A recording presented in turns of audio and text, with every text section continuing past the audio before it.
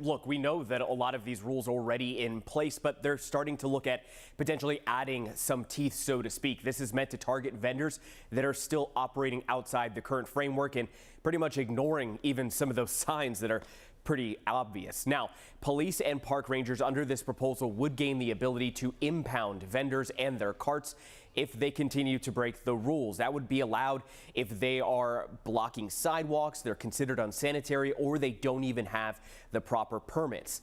This change, if approved, would eliminate warnings for first offenses and go straight to fines and impounding. Now, the other thing that they want to address with this proposal is to crack down on some vendors using free speech as a defense for setting up either in areas where they're not allowed or during times where they're not allowed, or maybe even, selling things that aren't approved in this area. Now, what these vendors will sometimes do, allegedly, is that they will say that the items for sale are actually free, but they would like a donation or a tip for their time. Now, the city would be cracking down on this by having the difference between free speech and business more clearly defined in the ordinance. Free speech is normally limited by law to religious or political activity. Now, according to the Union Tribune, downtown leaders and businesses, they have signed off on this. However, coastal leaders may not be as happy because they still want to see that free speech defense tightened up a little bit, if you will, in terms of what it is that they are going to do to crack down on this. Now,